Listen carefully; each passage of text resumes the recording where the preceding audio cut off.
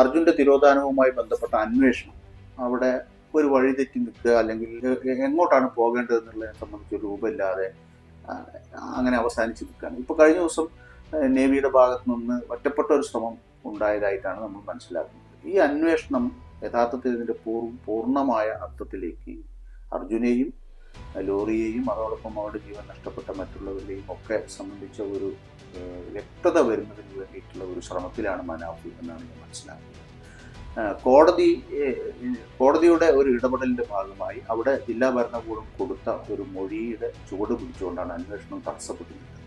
അപ്പോൾ ആ അന്വേഷണം പുനരാരംഭിക്കണം, അതിനു വേണ്ടിയിട്ടുള്ള ശ്രമമാണ് മനാഫ് നടത്തുന്നത്. എന്താണ്, എങ്ങനെയാണ് അതിനെ സംബന്ധിച്ചുള്ള ഏത് തരത്തിലുള്ള പ്രതീക്ഷയാണ്? അല്ല, ഇപ്പം മൊത്തത്തിൽ എന്താ പറഞ്ഞു കഴിഞ്ഞാൽ അന്വേഷണം മൊത്തം, അതായത് കേസ് മൊത്തം വഴിമുട്ടി നിൽക്കുകയാണ്. അടുത്ത മാസം 18-ാം തീയതിക്ക് നീട്ടി. അതായത് ഇപ്പം കഴിഞ്ഞ ആഴ്ച ഉണ്ടായിരുന്ന കേസ്, ഇതിന്റെ മുമ്പേ ഈ കേസിൽ ഹൈക്കോടതി ഉത്തരവ്, ഒരു ഡയറക്ഷൻ കൊടുത്തത് എന്താ പറഞ്ഞു കഴിഞ്ഞാൽ തെരച്ചിൽ തുടരണം.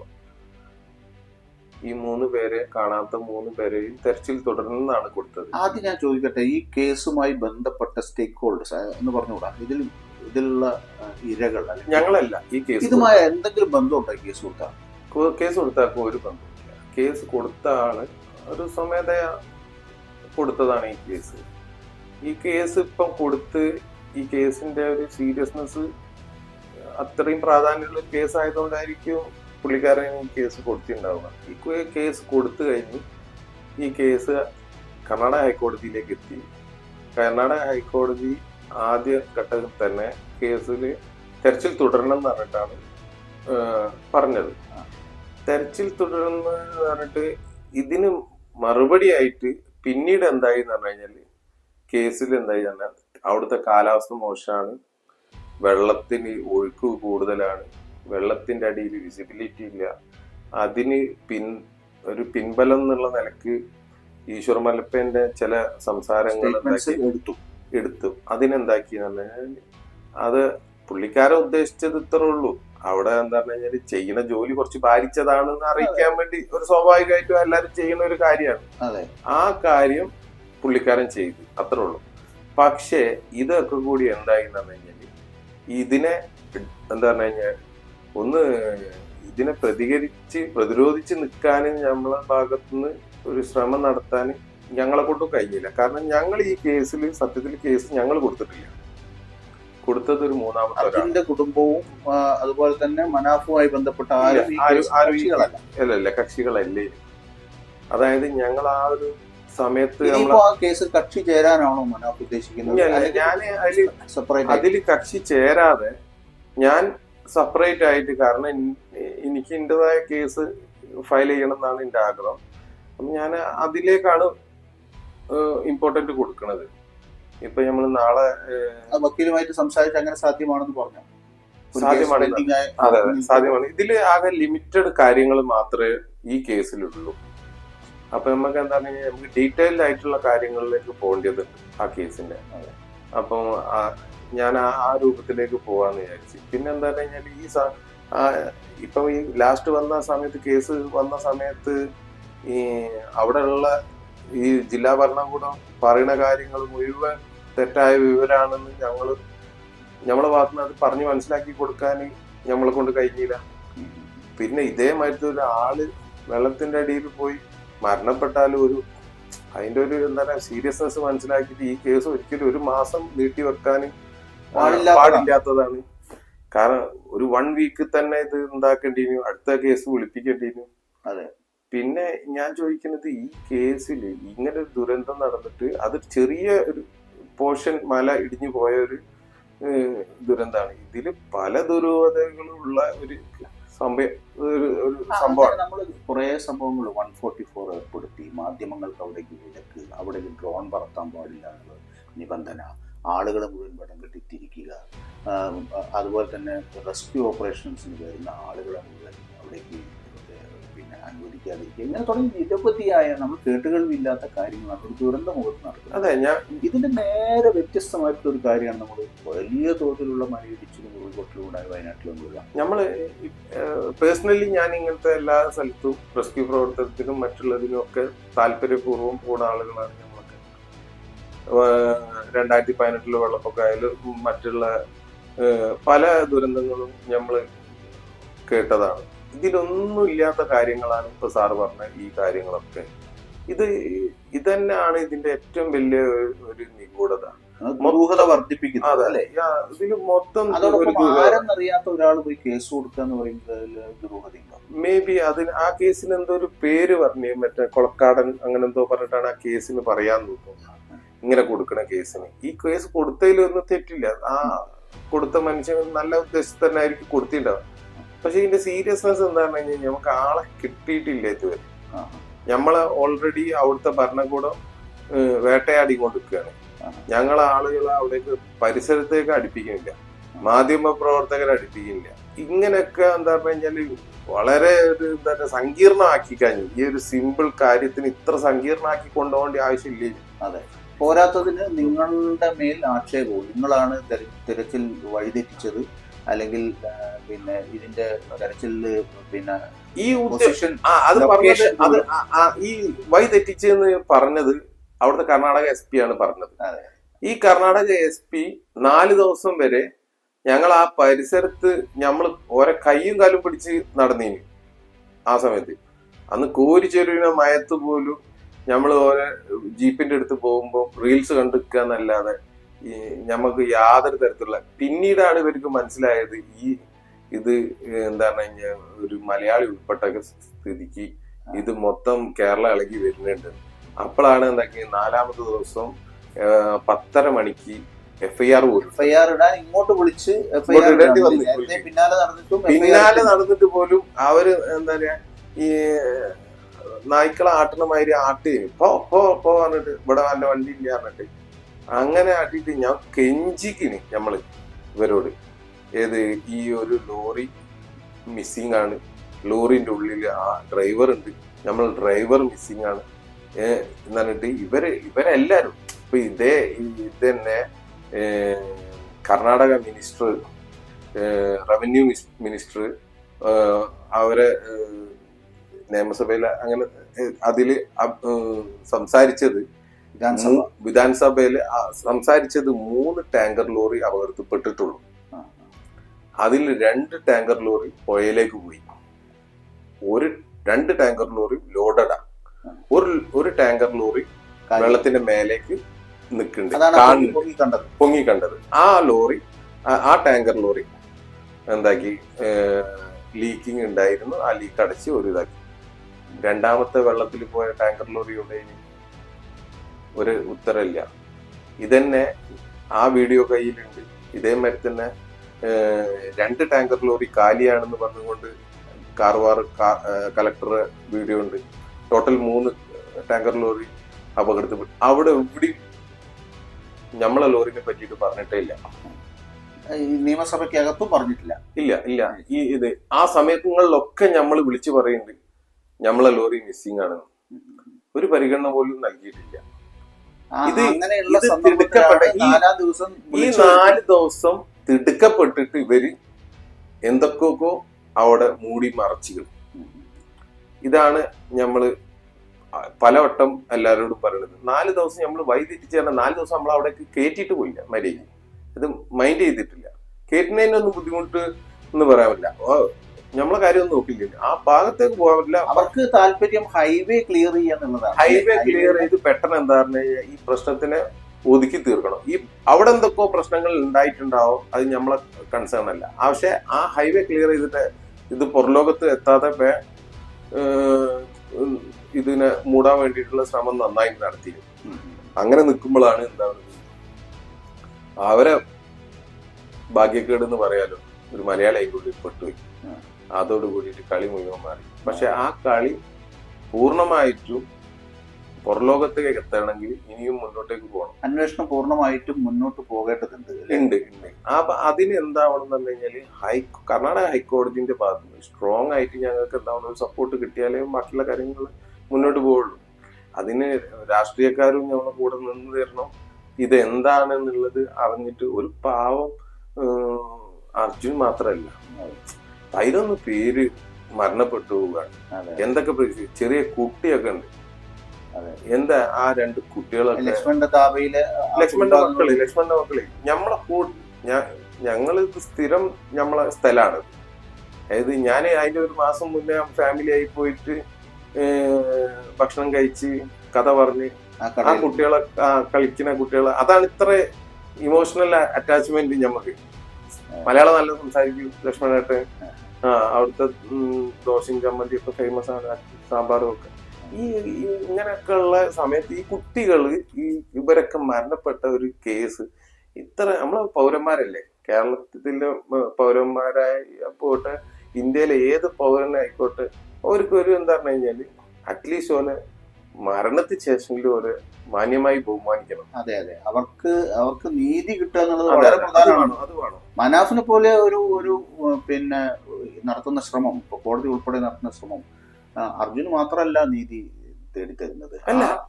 ദുരന്തത്തിൽ എല്ലാവരും. ഞാൻ ജഗന്നാഥന്റെ കുട്ടിയൊക്കെ വാക്ക് കൊടുത്താണ്. അവരച്ഛനെ അവർക്ക് കൃത്യമായിട്ട് അതിന്റെ ഒരു ഐഡന്റിറ്റി ഉണ്ടാക്കി കൊടുത്തു. 2 പെൺകുട്ടികൾ 3 പെൺകുട്ടികൾ എനിക്ക് തോന്നുന്നു 7-8 ദിവസങ്ങൾക്ക് ശേഷമാണ് ആ കുട്ടികൾ വന്ന് കരയുന്നത് അല്ലേ. പരിസരത്തേക്ക് വരാൻ പറ്റില്ല, അവിടെ പരിസരത്തേക്ക് വരാൻ പറ്റില്ല. കലക്ടറെ കാറിന് കൈ വെച്ച് ഞാൻ കലക്ടറോട് സംസാരിച്ചതിന് താൻ വണങ്ങി നിൽക്കുന്ന പറയുന്നത്. ഞാൻ മനസ്സിലാക്കുന്നത് ജനാധിപത്യത്തിൽ ഏറ്റവും പവർഫുൾ ജനങ്ങളാണെന്നാണ് ഞാൻ പഠിച്ചത്. കർണാടക സിലബസിൽ എങ്ങനെയാണെന്നുള്ളത് അറിയില്ല, കേരളത്തിൽ അങ്ങനെയാണെന്നാണ് ഞാൻ വിശ്വസിക്കുന്നത്. അത് അപ്പൊ എന്തായാലും ഈ കേസുമായിട്ട് ബന്ധപ്പെട്ട് നമ്മള് ഫോക്കസ് ചെയ്യുന്നത് എന്താണ്? ഇനിയും കേസ് നടത്താൻ ഹൈക്കോടതിയിലൊക്കെ പോയി കേസ് നടത്താൻ പറഞ്ഞു കഴിഞ്ഞാൽ ആകെ സാമ്പത്തികമായിട്ട് പെട്ട് കിടക്കുകയാണ്, മൊത്തം പോയി കിടക്കുകയാണ്, ബിസിനസ് ഒന്നും ഇല്ല ഇപ്പൊ. പക്ഷെ ഞാൻ നഷ്ടപ്പെട്ടു. പക്ഷെ എന്താ പറഞ്ഞു കഴിഞ്ഞാൽ ആത്മവിശ്വാസത്തിന് ഒരു കുറവില്ല. ആത്മവിശ്വാസം 100% ആത്മവിശ്വാസത്തിലാണ്. ഈ കാര്യം വെളിച്ചത്ത് വന്നേ അവസാനിപ്പിക്കൂ ഇതിന്റെ ശ്രമം. അതെ, അങ്ങനെയുള്ളൂ. അതിന്റെ ഇടയിൽ ഇനിയിപ്പം ജീവൻ പോയാലും വേണ്ടിയില്ല, അതിനൊക്കെ സാധ്യത കാണുന്നുണ്ട്, എന്നാലും വേണ്ടിയില്ല. അങ്ങനെ ചില ഭീഷണികളും ആ സമയത്ത് ഉണ്ടായി, പല രാത്രികളിലും ഉണ്ടായി ഉണ്ട്. പിന്നെ ഈ പാവത്തുങ്ങൾ കുറെ എണ്ണം ഇപ്പം നമ്മളെ കൂടെ ഉണ്ട്, സാറിന് കണ്ടല്ലോ, ഇവരൊക്കെ പരിചയപ്പെട്ടല്ലോ. ഇവരൊക്കെ വരെ ജീവിത ഉപാധി മാർഗങ്ങളൊക്കെ ഒഴിവാക്കിയിട്ടാണ് ഇതിന്റെ പിന്നിൽ നിൽക്കുന്നത്. അപ്പൊ ഞാൻ നിന്നില്ലെങ്കിൽ പോയില്ലേ. ഞാൻ അർജുന്റെ മുതലാളിയാണ്. അപ്പൊ ഞാൻ എന്താ പറയാ നിക്കണം. ഇവരെന്തിനു നിക്കണം? ഈ മറ്റുള്ളവര് ഇവരൊക്കെ നിൽക്കുമ്പോ അവരെ നമ്മളെന്താ സമൂഹം നിലയ്ക്കും കൂടി നിൽക്കേണ്ടതുണ്ട്. അതെ അതെ, മുന്നിൽ നിന്നിട്ട് എന്താക്കണം, ഓണറിനുള്ള നിലയിലും വണ്ടിയുടെ അല്ലാതെ എന്താണ് പ്രശ്നമാണ്. ഇതെന്താ പറഞ്ഞാല് ഞങ്ങൾ ഇനി ഇവിടുന്ന് കേരളത്തിൽ എത്ര ജനങ്ങള് അതർ സ്റ്റേറ്റുകളിൽ പോയി അപകടത്തിൽ പെട്ട് കഴിഞ്ഞാലും ഓരോ അപകടത്തിൽ പോകുമ്പോ തന്നെ ഒരു ധൈര്യം ഉണ്ടാവണം. ഞാൻ അതാ പറഞ്ഞു, നമ്മളൊക്കെ യാത്ര ചെയ്യുന്ന എത്ര ലോറികൾ യഥാർത്ഥത്തിൽ ഇന്റർ സ്റ്റേറ്റ് പെർമിറ്റ് ആയിട്ട് കേരളത്തിൽ മൊത്തം രജിസ്ട്രേഷൻ ഒരു 4 ലക്ഷത്തിന്റെ അടുത്തുണ്ടാവും. 4 ലക്ഷം. അപ്പൊ ഇത്രയും ഡ്രൈവേഴ്സ് ഒന്നിലധികമോ ഡ്രൈവർമാർ ഒരു വണ്ടിക്ക് ഉണ്ടാവില്ല. അധികം 2 ഡ്രൈവർമാരുണ്ടാവുക. അത്രയും പെർഫെക്റ്റ് ഡ്രൈവർമാരുണ്ടെങ്കിൽ മാത്രമേ സിംഗിൾ ഓടിക്കുള്ളൂ. ഒരു മുതലാളി എന്നുള്ള നിലയ്ക്ക് ആളുകളുടെ ജീവിതമായിട്ട് ബന്ധപ്പെട്ട ഒരു പ്രശ്നമാണ്. കേവലം ഇത് ചെറിയ പ്രശ്നമല്ല. പലപ്പോഴും പലരും പറയുന്നത് മനാഫിന് ഒരു ലോറി പോയതല്ലേ, മനാഫിന് ലോറികള് ഇതല്ലല്ലോ പ്രശ്നം. ഇതിന്റെ ബാക്കി ഇനിയിപ്പോൾ ജീവനോട്ടുണ്ടല്ലോ കുറെ ഡ്രൈവർമാര്. അതെ, 6 ലോറി ഉണ്ട് നമുക്ക്. ഈ 6 ലോറിയിൽ 1 പോയിട്ടുള്ളൂ, 5 ലോറി ഉണ്ട്. ഓർക്കൊരു കോൺഫിഡൻസ് ഞാൻ കൊടുക്കണ്ടേ, ഇനി യാത്ര ചെയ്യണ്ട ഓർക്ക്. അതേമാതിരി ലോറിന്റെ മുതലാളിമാർക്ക് തൽക്കാലം ഞാൻ ഓർക്കും കൂടിയിട്ടാണ് ഇപ്പൊ ഈ സംസാരിക്കുന്നത്. ഞാൻ പറയുന്നത് ഇതിനെന്താന്ന് കഴിഞ്ഞാൽ കേരള ഗവൺമെന്റ് ഇപ്പം തന്നെ സിനിമാ നടിമാർക്ക് പ്രശ്നത്തിന് വേണ്ടിയിട്ട് ഒരു കമ്മീഷൻ, ഹേമ കമ്മീഷൻ ഉണ്ടാക്കിയിട്ടുണ്ടെങ്കിൽ അതേമാതിരി തന്നെ ഒരു ഹേമ കമ്മീഷൻ ലോറി ഡ്രൈവേഴ്സിനും വേണ്ടിയിട്ട് ഉണ്ടാക്കി. നിങ്ങൾ ഉണ്ടാക്കിയിട്ട് ലോറി ഡ്രൈവേഴ്സിന്റെ പ്രശ്നങ്ങൾ കൂടി പഠിച്ചു നോക്കി. അതിൽ മസാല ഉണ്ടാവില്ല എന്നുള്ളൂ. മറ്റു കാര്യങ്ങൾ ഉണ്ടാവും. ഞാൻ ജീവിതം പറയാം, ഞാൻ പറയുന്നത് ഈ കാര്യത്തിന് ഒരു പ്രാധാന്യം ഇല്ലാതായി പോയതിനോണ്ട് നിരന്തരം ശബ്ദിക്കുകയാണ്. കാരണം എന്ന് പറഞ്ഞു കഴിഞ്ഞാല് ഇതിന്റെ പിന്നില് രാവും പകലും എന്താ പറഞ്ഞു കഴിഞ്ഞാല് ആളുകള് നമ്മളോട് എന്താ പറഞ്ഞു കഴിഞ്ഞാല് ഈ കാണിക്കുന്ന സ്നേഹം ചില ചാനലുകാരും കൂടി ഒന്ന് കാണിച്ചിരുന്നെങ്കിൽ ആ വിഷയത്തിനെ പോലെ ഒരു പ്രാധാന്യമുള്ള ഒരു വിഷയമാണിത്. സിനിമാ നടിമാരും സിനിമാ നടന്മാരും എണ്ണിയാൽ എത്ര ഉണ്ടാവും? ഇവിടെ ഏകദേശം 4 ലക്ഷത്തിന്റെ മേലെ ഡ്രൈവേഴ്സ്, ലോറി ഓടിക്കുന്ന ഡ്രൈവർമാരുടെ കുടുംബങ്ങൾ, ലോറി ഓടിക്കുന്ന മാത്രം ഒരു 4 ലക്ഷത്തിന്റെ മേലെ ഡ്രൈവർമാർ ഏറ്റവും ചുരുങ്ങിയുണ്ടാവും. 4 അതിൽ കൂടുതലുണ്ടാവും. ഞാൻ പറയാം, ഇത് അതർ സ്റ്റേറ്റ് പോണത്. അതല്ലാതെ എത്ര ടാക്സി പോകുന്നുണ്ട്, എത്ര ടൂറിസ്റ്റ് ആളുകൾ പോകുന്നുണ്ട്, ബൈക്ക് റൈഡേഴ്സ് പോകുന്നുണ്ട്. ഇവരൊക്കെ അതർ സ്റ്റേറ്റ് പോകുമ്പോൾ പല രീതിയിലുള്ള അപകടം ഇനിയും ഉണ്ടാവും. ഇതിനൊരു കോമൺ എന്തൊക്കെയാണ് ഈ അപകടം ഉണ്ടാവാൻ കാരണം? ഇപ്പൊ ഈ അർജുന്റെ അപകടം ഉണ്ടാവാൻ കാരണം എന്താ? മതിയായ ഒരു സ്ഥലം പാർക്കിങ്ങിന് വെച്ചിട്ടില്ല അവര്. അതെ, റോഡ് സൈഡിൽ ഒരു ലോറി താവളം പോലെ ഒരു സൗകര്യം, ഭക്ഷണം കഴിക്കാൻ, വസ്ത്രം മാറാൻ, കുളിക്കാൻ നിങ്ങൾ ഏത് ഇവിടുന്ന് രാഷ്ട്രീയ നേതാക്കന്മാര് പോകുന്നുണ്ടല്ലോ വിദേശത്തേക്ക് പലതും പഠിക്കാൻ വേണ്ടിയിട്ട്. ഇവര് പോയിട്ട് എന്താ പഠിച്ചു വരുന്നത്? ഇവിടെ എന്താ പ്രാവർത്തികമാക്കുന്നത്? അതെ, പ്രാവർത്തികമാക്കേണ്ട വിഷയമുണ്ട്. ഇതൊക്കെ സിമ്പിളാണ്. നമ്മളിപ്പോ എത്ര ഒരു ലോറി പോവാണെന്നുണ്ടെങ്കിൽ 10,000 റുപ്യന്റെ അടുത്ത് ടോള് മാത്രമേ നമ്മൾ കൊടുക്കുന്നുണ്ട്. ഈ ടോള് വാങ്ങി വെക്കുന്നത് ഒരു ലോറിക്കാരനോട് ഒരു ട്രിപ്പിനാ വാങ്ങുന്നത്. ഈ അത്തരത്തിൽ കോടിക്കണക്കിന് ഉറുപ്പ്യുണ്ട്. പോട്ടെ, നമ്മളെ കേരളത്തിൽ ചിലപ്പോ സ്ഥലം കണ്ടുപിടിക്കാൻ കുറച്ച് ബുദ്ധിമുട്ടായിരിക്കും. ഏത് അത് കേരള ഗവൺമെന്റ് നോക്കേണ്ടതാണ്. ഏത് ഗവൺമെന്റ് പ്രോപ്പർട്ടി. കർണാടകയിലൊക്കെ കാലി വിജനമായ സ്ഥലം കിടക്കുകയാണ്. അവിടെ എന്താക്കാന്ന് ഓരോരോ ഡിസ്ട്രിക്റ്റിലും ഒരു 5-6 ഏക്കർ സ്ഥലം എടുത്തിട്ട് എന്താക്കുക, നല്ലൊരു 100 കിലോമീറ്ററിന്റെ ഇടയിൽ വെച്ച് ഇപ്പം ഞാൻ മലേഷ്യയിൽ പോകുന്ന ആളാണ്. മലേഷ്യയിലൊക്കെ എന്ന് പറഞ്ഞു കഴിഞ്ഞാൽ അടിപൊളി സൗകര്യമാണ്. ഇതിനേക്കാൾ ടോൾ കമ്പയർ ചെയ്യാണ് പൈസ കുറവാണ്. അവിടെ എല്ലാ സൗകര്യവും ഉണ്ട്. കുളിക്കാനുള്ള സൗകര്യം, ബാത്റൂം പോകാനുള്ള സൗകര്യം, നിസ്കരിക്കാനുള്ള സൗകര്യം, വണ്ടി പാർക്ക് ചെയ്ത് എല്ലാ സൗകര്യവും. അതിൽ തന്നെ ഒരു പെട്രോൾ പമ്പ്, ചായ. കേവലം ടോൾ വാങ്ങി വിടുക, കഫേ. അത് മാത്രല്ല, നിങ്ങൾ വേറെ കാര്യം, ഹൈവേയിൽ വെച്ച് ഇവര് ടോള് സ്റ്റാർട്ട് ചെയ്തത് മുതൽ ടോൾ എൻഡിന്റെ ഇടയിൽ ഈ വണ്ടികൾക്ക് എന്ത് കംപ്ലൈന്റ് വന്നു കഴിഞ്ഞാലും കൈയാണെങ്കിൽ റിപ്പയർ ചെയ്ത് തരും. റിപ്പയറിങ് കഴിഞ്ഞില്ല, ഫ്രീ ആയിട്ട് ടോ ചെയ്തിട്ട് അടുത്ത വർക്ക്ഷോപ്പിൽ എത്തിച്ചേരും ഫ്രീ ആയിട്ട്. ഇതിങ്ങനെ കുറെ ആനുകൂല്യങ്ങൾ ശരിക്കും ഈ ടോളിന്റെ കൂടുതലുണ്ട്. കേവലം ഈ പണപ്പിരിവ് മാത്രമല്ല, റോഡിലൂടെ സഞ്ചരിക്കുന്ന വാഹനത്തിന്റെ ഉത്തരവാദിത്വം. അതെ, ഇവിടെ ടോൾ പിരിക്കുന്നുണ്ടല്ലോ, തൊട്ടടുത്ത് ടോൾ പിരിക്കുന്നിടത്ത് ഒരു ബാത്റൂം ഉണ്ടാവും. ആ ബാത്റൂമിൽ പോയിട്ട് അതിനേക്കാൾ നല്ല പോകാതെക്കണല്ലേ, പുറത്തു പോകണല്ലേ. ഓരോ ഡ്രൈവർ, നിങ്ങൾ ഈ ആളുകൾ എത്ര ത്യാഗം സഹിക്കുന്നു. ഒരു മര്യാദയ്ക്ക് ബാത്റൂമിൽ പോകാൻ കഴിയൂല. പോണെങ്കിൽ എവിടെങ്കിലും പറമ്പിൽ പോകണം. എന്തൊക്കെ നമ്മളിത് സംസാരിക്കുമ്പോൾ അത്തരം വിഷയങ്ങളാണ് ഇതുപോലുള്ള കേന്ദ്രങ്ങളിൽ ലോറി പാർക്ക് ചെയ്ത് ഭക്ഷണം കഴിക്കാനും റെസ്റ്റ് എടുക്കാനും ഒക്കെ നിർബന്ധിതമാകുന്നത് എന്നുള്ളത് കൂടി ജനങ്ങൾ മനസ്സിലാക്കുന്നത്. ഇത് അർജുന്റെ കുടുംബം മാത്രം പോറ്റാനാണോ ഈ ചെയ്യുന്നത്? അല്ല. അതായത് ഈ സാധനത്തിന്റെ ഭാഗമാണ്. ഈ സാധനം ഇപ്പൊ അർജുൻ കൊണ്ടുവന്നമാരാണ്. ഓക്കെ, ഓൻ കൊണ്ടുവന്ന ഒരു അരിയാണ് വിചാരിച്ചോളൂ. ഈ അരി ഇവിടെ എത്തിയിട്ട് വേണ്ട നിങ്ങളെല്ലാരും വീട്ടിലും കഞ്ഞി വെക്കണമെങ്കിൽ. ഇത് മറ്റേ എല്ലാ ലോറി ഡ്രൈവേഴ്സും ഓരോ അവിടുന്ന് കറക്റ്റ് ആയിട്ട് ഇപ്പൊ സാധനം എത്തുന്നതിനോട് നമുക്ക് സമയം വീഡിയോ പോയാലും നിങ്ങൾക്ക് അരി കിട്ടും, പഞ്ചസാര കിട്ടും, ഒക്കെ കിട്ടും. അതെ, നമുക്ക് ഈ കേസ് കൊടുക്കാൻ വേണ്ടിയിട്ടുള്ള ശ്രമം അല്ലെങ്കിൽ കേസ് കൊടുക്കാനുള്ള തീരുമാനം നമ്മൾ ഈ ഫോക്കസ് കറക്റ്റായിട്ട് മുന്നോട്ട് പോകുമ്പോൾ എന്താണ് അതിൽ ആവശ്യമായിട്ട് പ്രയർ എന്താണ്? യഥാർത്ഥത്തിൽ കോടതിയോടുള്ള പ്രയർ എന്താണ്? ഞാൻ അതുകൊണ്ടാണ് മറ്റുള്ളവർക്ക് മാറിയിട്ട് തന്നെ ഞാനിപ്പോ ഈ വീഡിയോയിൽ എന്തൊക്കെ പറഞ്ഞോ ഈ കാര്യങ്ങളൊക്കെ എന്റെ കേസിൽ വരും.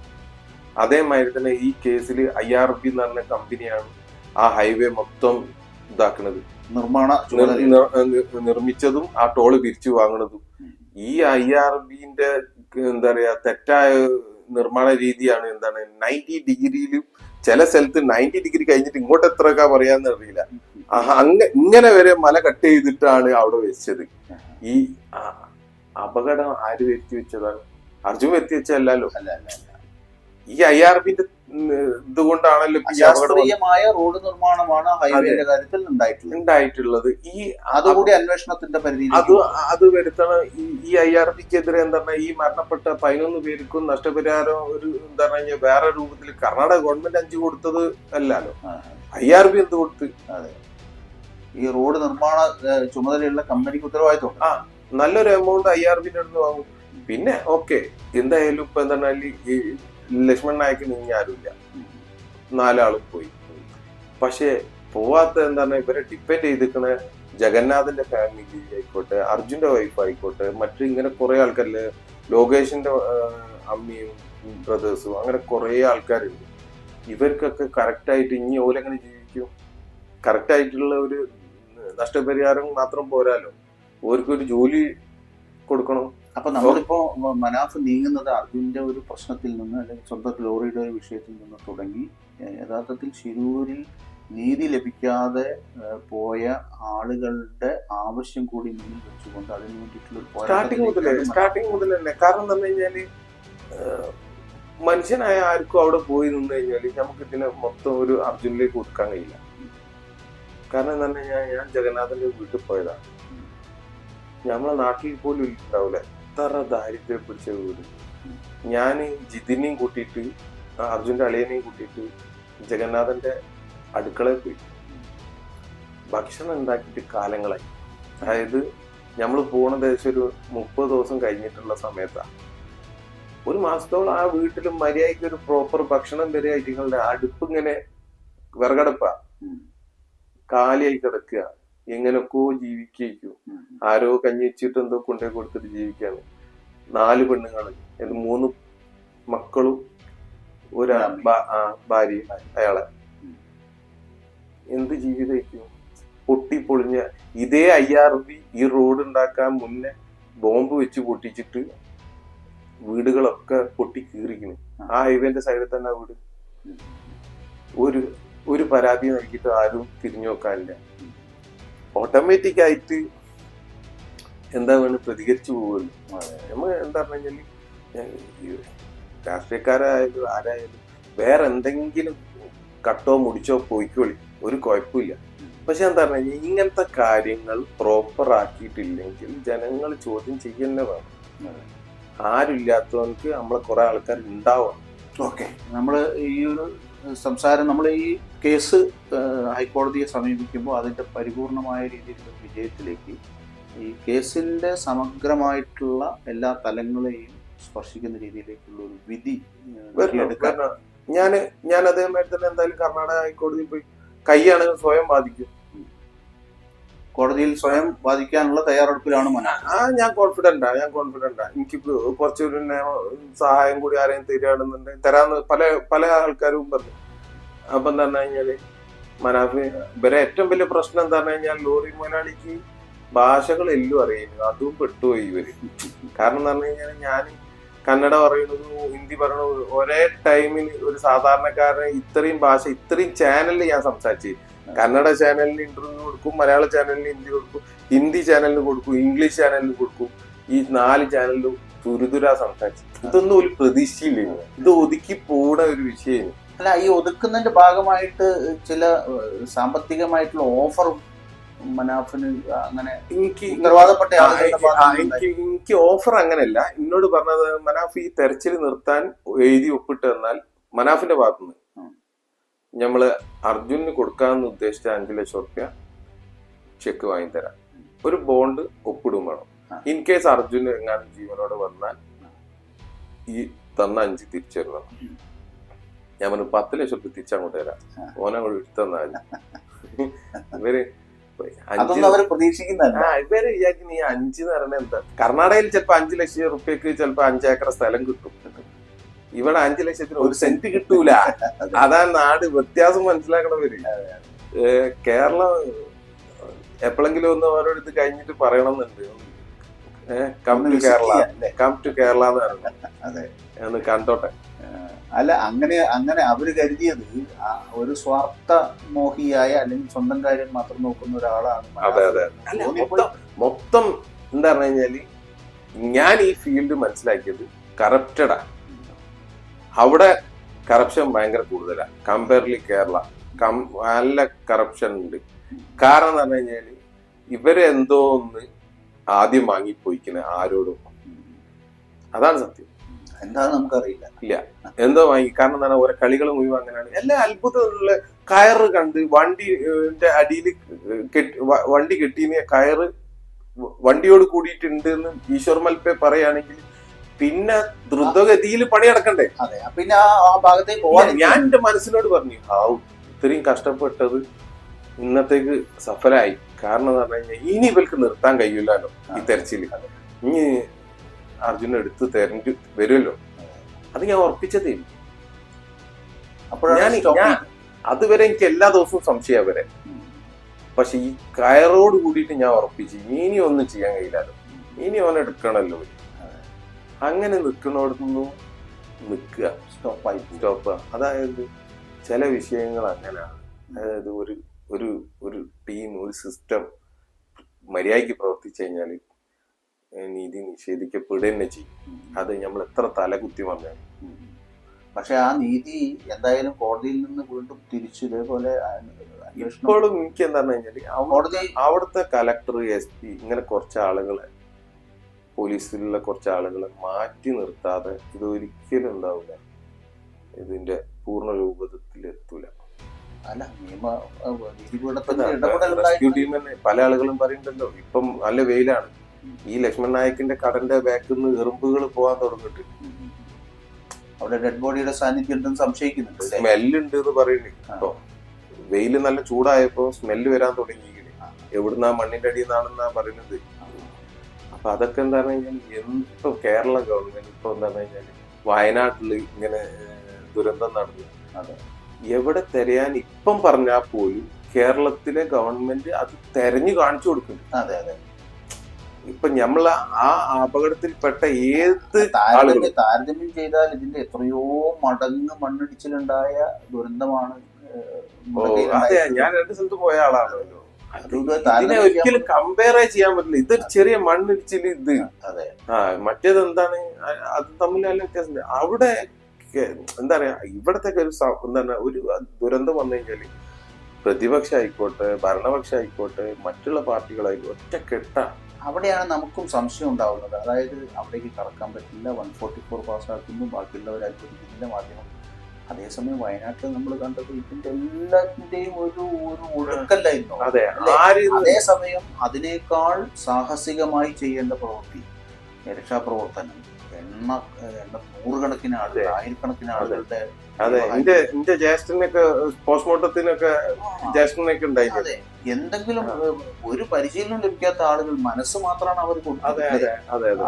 അങ്ങനെ മാത്രമല്ല, ഏത് സമയത്തും മറ്റൊരു ഉരുൾപൊട്ടലോ മറ്റൊരു അപകടമോ പ്രതീക്ഷിക്കാവുന്ന രീതിയിലുള്ള സ്ഥലത്ത് പോയിട്ടാണ് ഈ ആളുകളൊക്കെ വർക്ക് ചെയ്യുന്നത് അല്ലേ. അവിടെ സൈന്യം വന്നു, ഹെലികോപ്റ്റർ വന്നു, മറ്റ് റെസ്ക്യൂ ഓപ്പറേറ്റേഴ്സ് എല്ലാവരും വന്നു, ഫയർ ആൻഡ് റെസ്ക്യൂ ടീം വന്നു, എല്ലാവരും വന്നില്ലേ. പക്ഷെ ഇവിടെ ആ ഒരു ഇതിനിപ്പോ എന്താ പറഞ്ഞാൽ ചില ഒരു കോമൺ എന്താണ് ആളുകൾ എന്താന്ന് പറഞ്ഞാൽ നമ്മള് ഈ വിഷയത്തിന് ഇപ്പൊ എന്താണ് മിലിറ്ററി വന്നതിന് എന്തെങ്കിലും പറയുമ്പോൾ ഇതിനെന്താന്ന് കഴിഞ്ഞാൽ ഒരു ദേശഭക്തിയിൽ എടുത്തിട്ട് എന്താ പറയാ മിലിറ്ററിനെ കുറ്റം പറയും. മിലിറ്ററിനെ ആരും ഇവിടെ കുറ്റം പറയില്ല. ശിരൂരിൽ വന്ന മിലിറ്ററീസിന്റെ കയ്യിൽ ഒന്നുമില്ലേ, അവരോടൊന്നും പറഞ്ഞിട്ടില്ല. നമ്മൾ ആവശ്യപ്പെട്ട മിലിറ്ററി എന്ന് പറഞ്ഞത് ആ സമയങ്ങളിൽ ആവശ്യപ്പെട്ടത് എന്താണ്, മദ്രാസ് എഞ്ചിനീയറിംഗ് എന്താന്ന് പറഞ്ഞിട്ടുള്ള ഓരോ പറഞ്ഞിട്ട് കാര്യമില്ല. ഓരോ ജസ്റ്റ് വരാൻ പറഞ്ഞു, ഓരോ പറഞ്ഞു 3 ആളുകൾ മിസ്സിംഗ് ആണ്, ഇനി 3 ആളെ കിട്ടാണ്ട് ബാക്കിയുള്ള ആൾക്കാരെ കിട്ടിക്കുന്നതെന്ന് പറഞ്ഞിട്ടാണ് മിലിറ്ററി വരുന്നത്. മിലിറ്ററിന്റെ കയ്യിൽ ഒരു എക്യുപ്മെന്റ്സ് ഇല്ലെങ്കിൽ പിന്നീട് ഒരു ദിവസം കാത്തു നിന്നതിന് ശേഷമാണ് ഇങ്ങനെ വരുത്തിച്ചത് ഒരു സാധനം. ആ മിലിറ്ററിയാണ് എന്ത് ചെയ്തത്, അല്ലാതെ രഞ്ജിത്ത് ഇസ്രായേലൊന്നല്ല ഏത് മണ്ണ് മാന്തിച്ചതും അവിടെ ഉണ്ട് ഇവിടെ ഉണ്ട് എന്ന് പറഞ്ഞതൊന്നും. ഇതൊക്കെ തെറ്റായ വാർത്തകളാണ്. മിലിറ്ററി ലൊക്കേറ്റ് ചെയ്ത് അങ്ങനെ ഒരു ആക്ഷേപം മനാഫിനെ കൂടി ചേർത്ത് വെച്ചിട്ടാണ് പറയുന്നത് അല്ലേ. മനാഫ് ഹോട്ടലോട് ഓട്ടല്ലേനോ, ഓടാണ് മനാഫ്. വെറും അവിടെ മാത്രല്ലേനു, മനാഫിന് മീഡിയാസിന് ഉള്ളിലേക്ക് കയറ്റാൻ ഇന്റെ പണിയേനു കൊണ്ടുവരേണ്ടിനു. മീഡിയാസിന് ബൈക്ക് കൊടുക്കണോ, കേരളത്തിൽ നിന്ന് ആളുകൾ തുരിതുരാ വരുന്നുണ്ട്. ഇവരെ ഭക്ഷണത്തിന്റെ കാര്യം നോക്കണം, താമസം നോക്കണം. ഇതിനു വേണ്ടി ഞാൻ ഓടുന്നതിന്റെ ഇടയിൽ ഇന്നെ ഞാൻ എന്ത് ചെയ്യാനാ? രാഷ്ട്രീയക്കാർ ഡയറക്ട് ചെയ്യാനുള്ള എക്സ്പെർട്ടൈസും മനാഫിനില്ല. ഇവിടെയാണ് സംഭവിച്ചതെന്ന് പറയാൻ. പക്ഷെ അത് അങ്ങനെ ഒരു മനാഫ് തെറ്റിദ്ധരിപ്പിച്ചു, മനാഫിന്റെ ടീം തെറ്റിദ്ധരിപ്പിച്ചു എന്നുള്ള രീതിയിലൊക്കെ ആക്ഷേപമൊക്കെ വന്നിരുന്നു അതിന്റെ. 4 ദിവസം നമ്മളെ ഇല്ലേ, പിന്നെ വെറുതെ 4 ദിവസം വെറുതെ പോയി എന്ന് പറയുന്നത്. ഇതൊക്കെ ഒരു കള്ളത്തര. ഇതൊക്കെ ഇതിലെ കുറെ വില്ലന്മാരുണ്ട്. ഇതൊക്കെ അവസാനം ഈ കോടതിയിൽ ഉള്ള ഇടപെടലിലൂടെ ഇതിനൊരു അന്ത്യം ഉണ്ടാവില്ല എന്തായാലും. അതെ, ഉണ്ടാവാതെ ഞാൻ എന്തായാലും പിന്നോട്ടില്ല. ഇതിന്റെ അന്ത്യ ദിവസം ശരിക്കും എന്താക്കാന്ന് കഴിഞ്ഞാൽ ഇതിന്റെ കുറെ കള്ളക്കടത്ത് ഞാൻ പറയും എന്റെ പേരിൽ ആരോപിക്കും. ഈ വണ്ടി പൊന്തുല്ലോ, ചന്ദനാണോ ഹെറോയിൻ ആണോ മറ്റേ. ഇപ്പം തന്നെ നാട്ടിൽ ഞാൻ നടക്കുമ്പോൾ എന്നെ ഭയങ്കര ബഹുമാനം. ഞാൻ ഏതോ ദാവൂദ് ഇബ്രാഹിം കഴിഞ്ഞ അടുത്ത ഗാങ്സ്റ്റർ ആയിട്ട് ആളുകൾ കാണുന്നത്. എന്റെ സുഹൃത്തുക്കൾക്ക് പോലും ഇപ്പൊ എന്നെ പേടിയാ. മീൻസ് ഒരു സാധാരണ ഞാനൊരു പാവങ്ങൾക്കും വേണ്ടി, ഈ പാവ മനുഷ്യന്മാർക്കും വേണ്ടി പിന്നാലെ കൂടിയതാ. എനിക്ക് ഇതിന്റെ ആവശ്യമൊന്നുമില്ല. ഞാൻ ഇവിടെ നല്ലപോലെ കഞ്ഞുടിച്ച് പോകാൻ വകുപ്പുണ്ട്.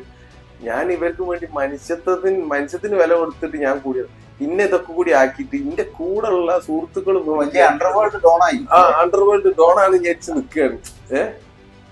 അപ്പൊ ഞാൻ പറഞ്ഞു വരുന്നത് എന്ന് കഴിഞ്ഞാൽ ഇതിനൊരു ദിവസം വരുമല്ലോ, ഇത് പൊന്തുന്ന ദിവസം. അന്ന് അർജുൻ അതിൻ്റെ ഉള്ളിൽ നിന്ന് ഇങ്ങനെ എടുത്ത് തരിക, നമ്മളതും കൊണ്ടുപോകും. വണ്ടി പൊളിച്ച് പരിശോധിച്ചോട്ടെ വരും. ചെക്കിങ് മുഴുവൻ കഴിഞ്ഞിട്ട് വേണേ തന്നോട്ടെ, അല്ലെങ്കിൽ അവിടെ തന്നെ ഇട്ടോട്ടെ. No problem. ഇൻഷുറൻസ് പോലും നമുക്ക് റെഡിയാണ്. ഇൻഷുറൻസിന്റെ പ്രശ്നമില്ല. ഇൻഷുറൻസിന് ഞാൻ ലാസ്റ്റ് ഒപ്പിടുമ്പോ ആ ഒപ്പില് വരുന്നുണ്ട് തെരച്ചിൽ നിർത്തണം. അതാണ് അവർ ആവശ്യപ്പെടുന്നത്. അതെ, ഇന്ന് ഞാൻ ഇൻഷുറൻസ് അടവ് അടച്ചിരിക്കാം. അത് അർജുൻ പോയിട്ട് ഇന്നത്തേക്ക് 2ാമത്തെ അടവാണ് നമ്മൾ അടയ്ക്കുന്നത്. ആലോചിക്കണോ, നമ്മൾ കയ്യില് പൈസ ഇല്ലാത്ത സമയത്താണ് ഈ കാര്യങ്ങൾ അടയ്ക്കുന്നത്. എത്ര ആൾക്കാർക്ക് ഇതിൽ പറഞ്ഞാൽ മനസ്സിലാവും? എന്താ ഇന്നത്തെ ഡേറ്റിൽ അടവാ ഈ വണ്ടിയുടെ 27/8/2027 82,200 രൂപ അടവ്. ഇന്നത്തെ അടവ് ആർക്കെങ്കിലും ഇതാ അടുത്ത അടവ്. എന്താ പറഞ്ഞു കഴിഞ്ഞാൽ ഇതൊന്നും ആർക്കും ഞമ്മളെന്താ പറഞ്ഞ ഇവർക്ക് ബ്ലെയിം ചെയ്യാൻ സുഖ. 26